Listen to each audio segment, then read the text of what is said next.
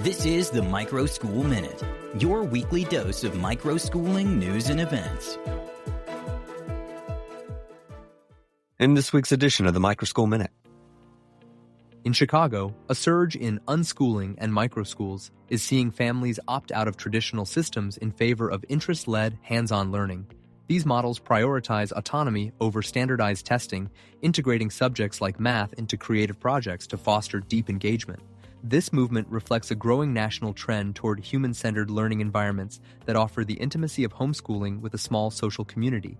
As institutional dissatisfaction grows, these flexible models are positioning themselves as permanent alternatives rather than temporary pandemic-era fixes. The Wyoming Supreme Court recently heard oral arguments in a high-stakes case defending the state's Education Savings Account, ESA, program. EdChoice legal advocates faced off against the National Education Association, which argues that using public funds for private schooling violates the state constitution. The outcome will set a critical precedent for educational freedom in rural states. If the program is upheld, it will solidify the legal standing of flexible funding models that allow families to customize their children's education through private tuition or alternative providers. The Iowa Senate has passed a 1.75% increase in per-pupil funding for the 2026 to 27 school year, setting the rate at approximately $8,133. This figure is lower than the 2% increase proposed by Governor Kim Reynolds, leading to warnings from advocates that public districts may face staff and program cuts. This fiscal tightening in traditional districts often fuels the momentum for alternative schooling options. As public schools struggle with limited resources, proponents of school choice argue for education savings accounts that allow funding to follow students to more specialized learning environments. Republican gubernatorial candidate Adam Steen is calling for increased scrutiny of public education spending in Iowa, claiming the state has a significant spending problem. Steen argues that current funding lacks oversight and should be audited for waste before any further increases are approved by the legislature. His rhetoric highlights a growing political shift toward questioning the efficiency of traditional school district models. This narrative bolsters the case for microschools and private alternatives, which are often marketed as more accountable and cost-effective solutions for modern education.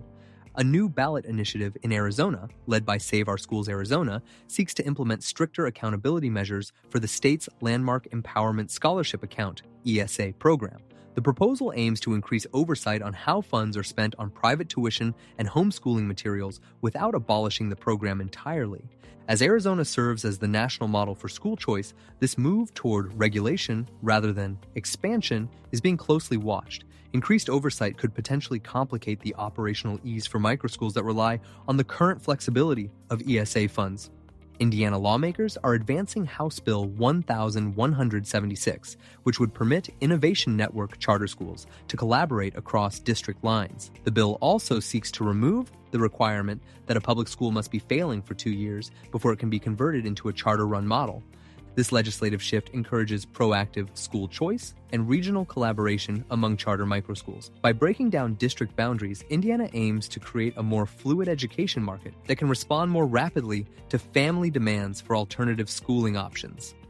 A new RAND Corporation study analyzing Arizona's long-standing ESA program recommends that states implement stricter fund usage timelines and better monitoring of private school tuition hikes. The report notes, the study emphasizes the importance of digital management platforms to prevent improper spending and maintain public trust. For the alternative schooling sector, these findings suggest that the future of school choice will depend heavily on technological transparency and fiscal accountability.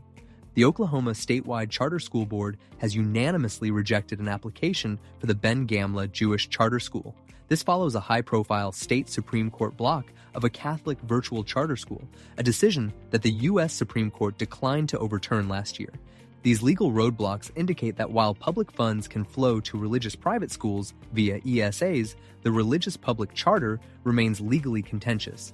This keeps religious alternative schooling largely within the private sector for the time being.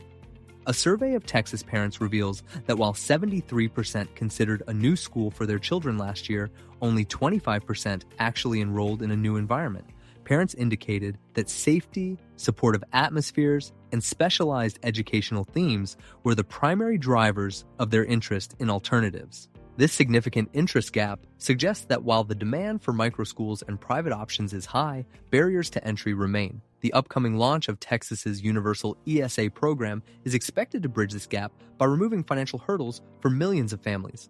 FAFSA completion rates for the class of 2026 have spiked by 52% compared to the previous year, according to the National College Attainment Network. Federal officials attribute this growth to an earlier form release, a more streamlined user experience, and increased state mandates for completion. Higher completion rates ensure that students in alternative schooling, such as microschools and homeschools, remain connected to the higher education pipeline. This trend reflects a broader move towards standardized college-ready requirements that apply to students across all educational settings. The U.S. Department of Education is raising its fraud detection threshold for FAFSA applicants to reduce the number of false positives that block students from aid. The agency plans to move the threshold from a score of 94 to 96, seeking a better balance between security and student access. This adjustment is particularly relevant for students from non-traditional educational backgrounds who may have unique financial profiles. By prioritizing access over aggressive policing, the department aims to ensure that legitimate applicants are not unfairly shut out of the system. Florida's Schools of Hope law is creating a new framework for co-location, allowing specific charter operators to utilize unused space in public school buildings. Under this model, the district remains responsible for infrastructure costs like utilities, transportation, and custodial services. This policy allows alternative schooling models to scale more quickly by leveraging existing public assets. While supporters see it as a way to maximize resources, critics express concerns over fiscal equity and the long-term impact on traditional district budgets. Recent research challenges the speed-driven schooling model, finding that presenting more material in less time does not result in better academic outcomes. Instead, lasting retention and critical thinking are achieved through sustained attention and meaningful teacher-student relationships. These findings provide empirical support for the personalized, slower-paced pedagogy typical of many microschools. As traditional systems struggle with learning loss, alternative models focusing on mastery and engagement are increasingly viewed as more effective than curriculum acceleration.